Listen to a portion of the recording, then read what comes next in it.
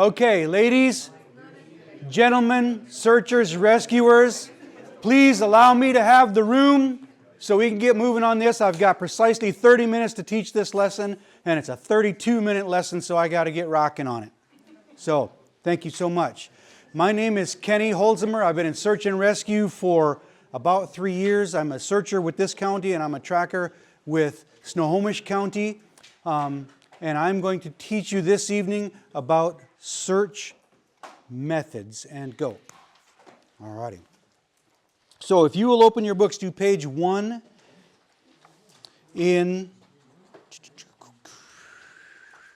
at the tail end of section 2.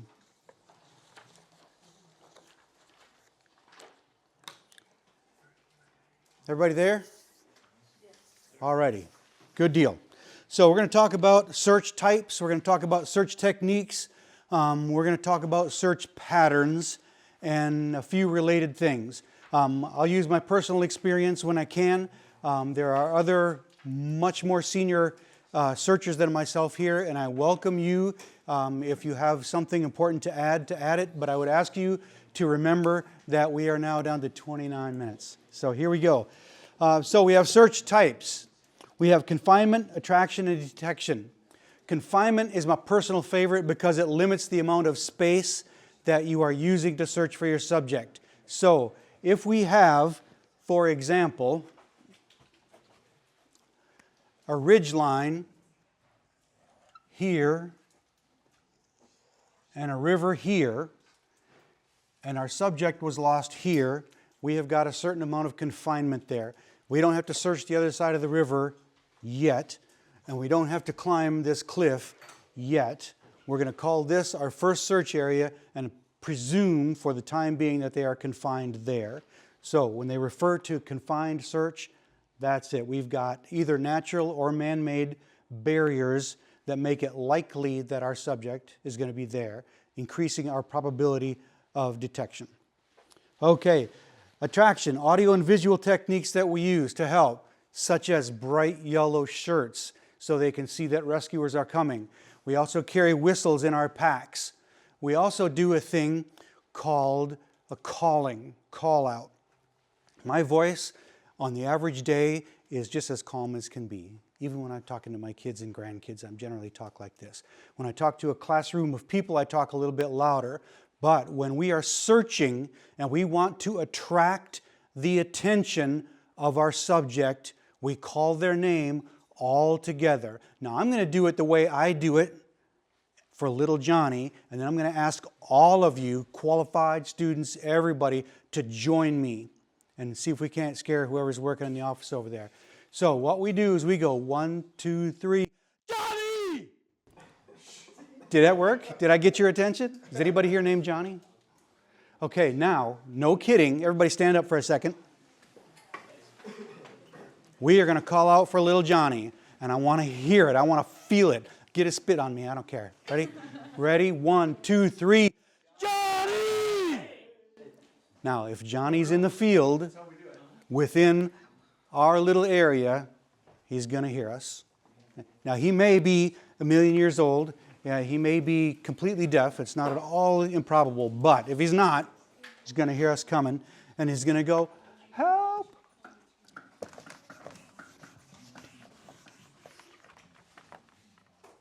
All righty, let's move to the next page. Oh, detection merely is our deliberate attempt to find Johnny. All righty. Search types, confinement. Okay, I described those areas that are blocked by natural or man-made areas that allow us to kind of funnel our subject or funnel our efforts into the subject. Search methods. Let's move to the lower right of page 3 there, and they have a circular search method.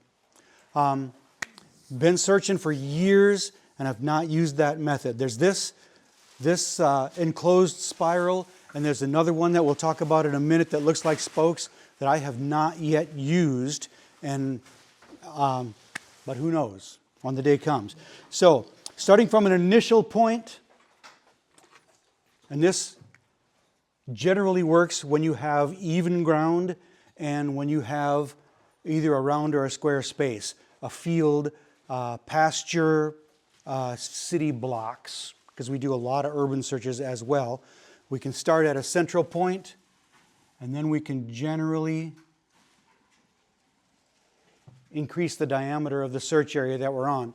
Now this is normally not one person. This is normally several people, 1, 2, 3, 4, 5, and we focus on this central point and we keep ourselves lined up on it. So we quietly, because we don't want to have a lot of conversation during a search, because when you talk to somebody, what else do? You look at them.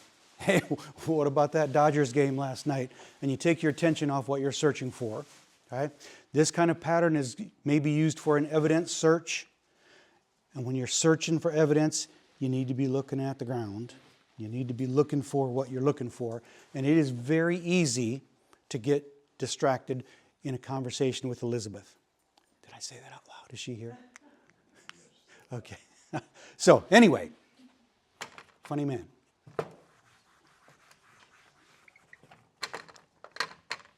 All righty. Let's turn pages. Oh, let's not. I apologize to you. Let's go back to that same page and go to the search types for detection. Type 1, a hasty search. When we think the probability of detection is high in a certain area and we just want to get out there, start shouting little Johnny in the field and find our guy, that's called a hasty search. That is normally the first kind of search that you do. Normally, ideally, that's the one you do, is a hasty search. We line up and we start looking for Johnny. We call his name and hope that we find him. If the hasty doesn't work, then we gather back at point A and we redesign a search that is a little more effective to find him. Okay. Next one is a loose grid. On a loose grid, we stand a little bit apart from each other and we walk this way, and then we come back and we walk this way. It's like slicing up a cake. It increases the probability of detection. Next one is a tight grid, which you can either do by just shouldering up with everybody and continuing with the grid pattern, but doing more passes because now you're narrower, or if the second team or the third team is in and now we have more shoulders to be up next to, then we can spread out a little bit and we can have 10 or 15 people wide. Then you can cover quite a bit of an area, looking for little Johnny or looking for shell casings or whatever it is that you've been asked to find. Last one, type 4, is indeed the evidence search. And quite often you will find yourself on your knees searching through grass for that one little thing. It has been my blessing within just the last month to have found a bullet. Well, not the bullet, but a casing. And just a few weeks before that, to have found another weapon in another case. Evidence searches are a big, big deal because they can be the difference between holding a bad person accountable or letting them go. So during evidence searches, we do not chit-chat. We look at the ground and we find whatever needs to be found. All righty. Now, let us move to the next page. Detection search method, normally we'll use the shoulder-to-shoulder method for that. The evidence searches, the bottom one there, evidence searches are time-consuming and tedious, and they really are, and they usually happen on a cold day, and they usually happen right after it has rained, and sometimes it's windy and the leaves come and blow in your face, but it doesn't matter because you have an opportunity to help solve a crime. And so you suck it up is what you do. You get down, you buy some cheap knee pads from Harbor Freight, and you buy some cheap gloves that'll keep your hands safe, if not warm and dry, and you get down and you crawl and you find that thing that they're looking for. A knife, pistol, any number of little things. All right, upper right is the grid pattern. That is top of page 5. It's the same as the lane pattern that we talked about a little bit ago, but that's the one where we crisscross and cut the cake into squares. So we'll start at one end of our area, ideally a square area for this kind of search, but not necessarily. We'll line up.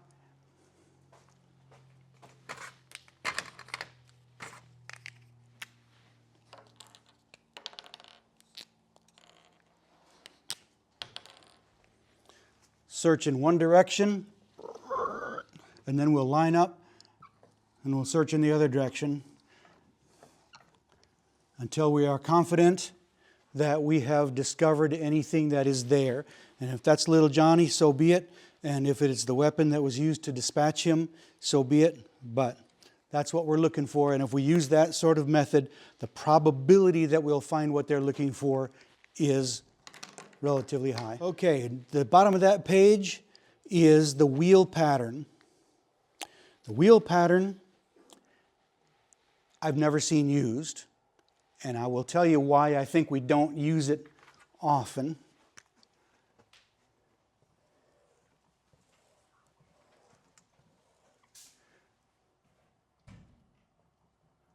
So there's a...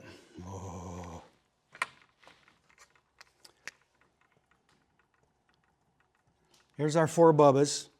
Well, we're waiting for the other 4 bubbas to get here. So we're going to do this spoke pattern. We're going to go out here, shoulder to shoulder, doing our search. In this little circle right here, probability of detection is pretty high because we're covering all this ground. But when we get out here, okay, right now we're only a few feet from this line. So the probability of detecting somebody over there is pretty good. But out here, the distance between this line and that is quite great, and the probability of detection goes down. So I've not seen this method used, and I'm okay if we don't use it because the crosshatch and the others are better coverage in my opinion. Okay, zone pattern. Zone pattern we very recently used for an evidence search.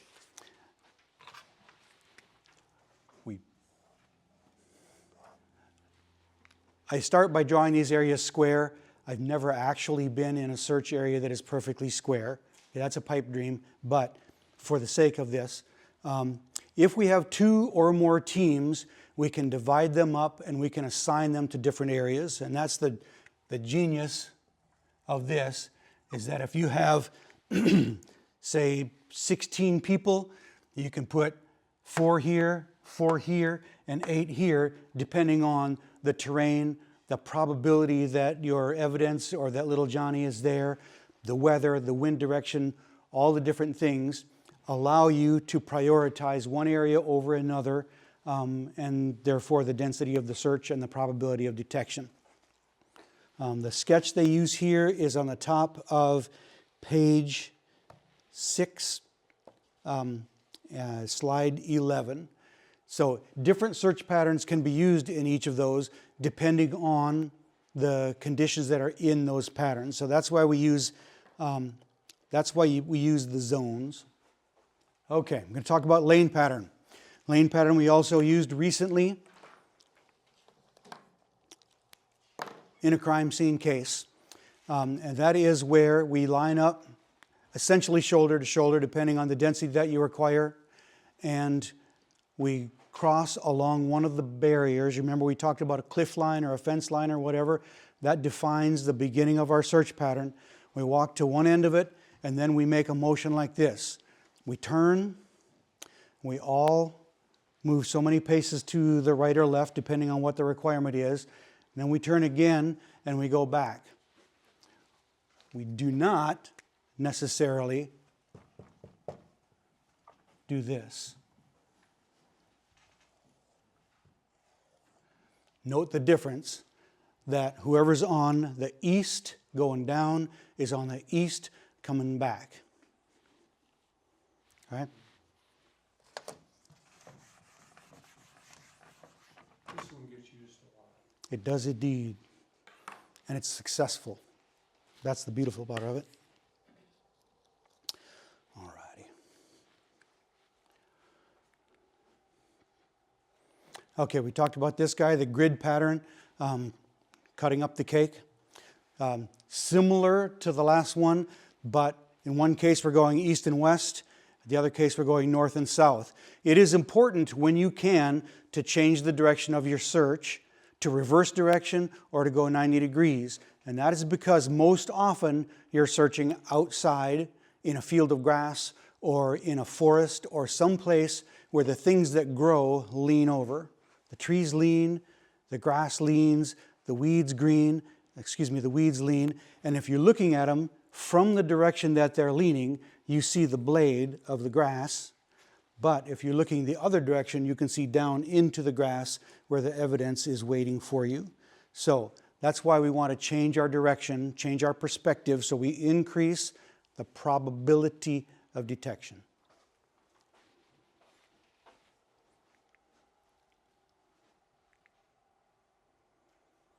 Alrighty, here's another one I haven't used, but it makes a certain amount of sense that we walk in what becomes essentially squares of growing area. One step, 2 steps, 3 steps, 4 steps. And I'm sure there's a 1,000-year-old mathematician who invented this, maybe Pythagoras or one of those guys. Bless his heart, he's contributing to modern search methods. So notice that they don't use the word feet or meters there. They're using kicks, okay? We can't really measure our distance with a stick or with a tape when we're out in the weeds, so we have to use our own paces. Somebody on the team, if we're in a line again, somebody's paces become the standard that we go by. Typically the person with the shortest legs, because the person with the shortest legs can't keep up with the person with the longest legs. So, or the oldest person who can't take real long steps, which is me. So we choose that person to set the paces. 1, 2, 2, 3. And that way we stay in line, and that way we search the area in all 4 of the cardinal directions. Gives a very high probability of detection and allows us to see adjacent lanes as we pass them a second time. Okay, terminology. When we're out searching, especially if it's an evidence search, especially if it's a little Johnny search and you find little Johnny, don't shout out, "I found little Johnny," and don't shout out, "Oh my God, it's a gun." Okay? Don't do that. Call this out. Team, stop. Say it like you mean it, almost as if you're calling out Johnny. Call it out loud because there's wind, maybe there's rain, there's who knows what. You need everyone to stop when and where they are. Then you need to call your team leader and tell them what you have found. At that moment, mark your precise latitude and longitude, mark the time, and then make a sketch and or a word notation of what you found. Team leader may be over with another group at that time. He may be coming from another find. You got that time to make a note. You want to know where it is, you want to know what it is, and you want to make sure that your name is the one who found it. We don't say on a report, "Oh, we found a bullet casing the other day, it was so cool." You say, "I found," okay? And that is only in the confines of that investigation. We don't talk to mom and dad. We don't talk to our spouse about these cases. We don't talk to our buddy. We don't even talk to other search and rescues in the next county that we know and well and that we trust. Okay? Cases that happen here are kept secret here, and cases that happen there are kept secret there. And sometimes they cross the line, the county line that is, but that's a whole nother discussion. So for now, what are we going to say when we think we have discovered something in the field? Team stop. Let's say it together. Team stop. Everybody knows what that means. And what it means to anybody who hasn't found something is to stand where they are and wait till things happen. Okay? The urge, the burning desire to go over there and say, "What'd you find, man?" is very strong. You got to resist it. You got to resist it. And I promise you it is there. But you just stand your ground and wait until you get instructions from the team leader. Don't go back, don't go forward. Wait for the team leader. Mark the time, mark the location, and then if you have time, sketch what you found. Looks like a casing to me. Looks like a sword. Who knows?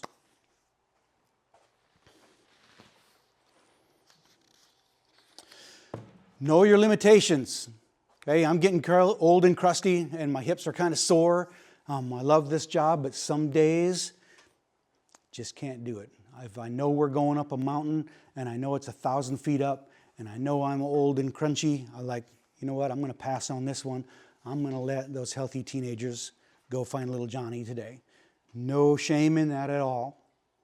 If you have commitments to other people, if you made a promise to mom that you'd come and visit her today, she hasn't seen you in months, and this is your one chance to go see mom, go see mom. Don't go out into the field when you're going to be distracted by physical pain. Don't go out in the field when you're going to be distracted by some emotional distress or another. Okay, if you have debts to society, pay them, and let people who are able and qualified and who are not lame and lazy go out into the field. Right? It is okay.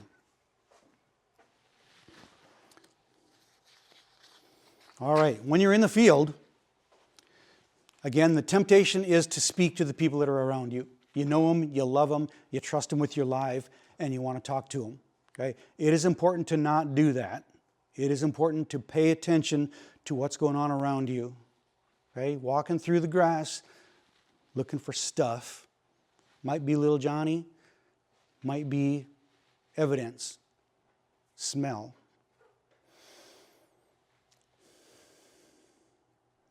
Gunpowder has a very distinct smell, and you can smell it in very small amounts if you're focused on it.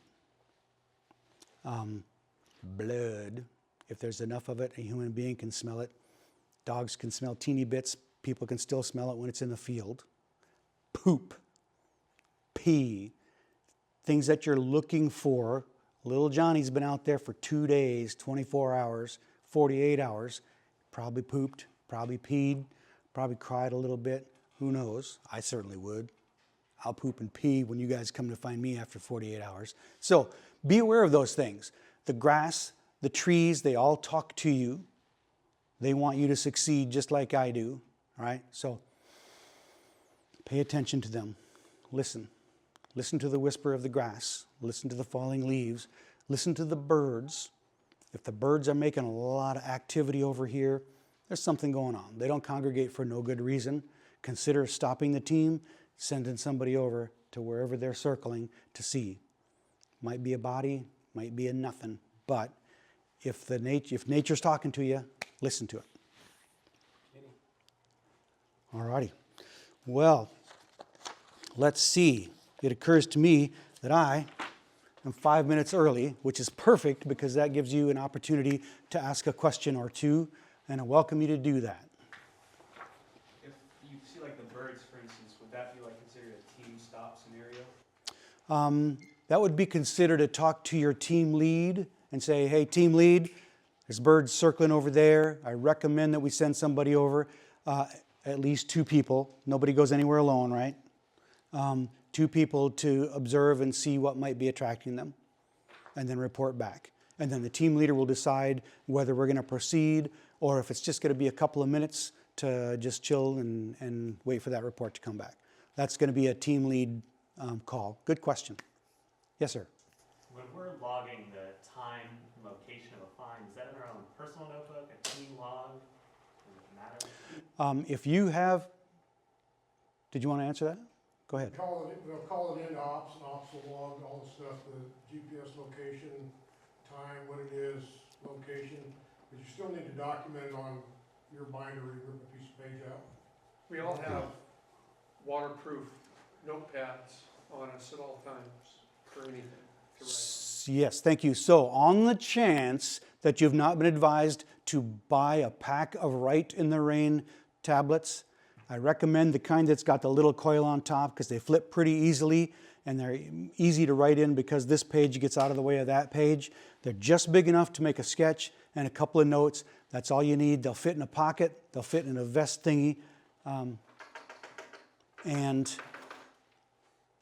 yeah, so I've got probably 4 or 5 of those. You can, they're not cheap. They don't give them away. That guy right there is probably $4 or $5. If you buy it individually, you can buy a pack of 5 and they're considerably less expensive. But if you're on a case that's an evidence search, you want details in there. I found this at this location at this time. It was oriented to the northwest. It was gold in color and it was wiggling back and forth in the wind. Okay, make all those notes, put it in that booklet.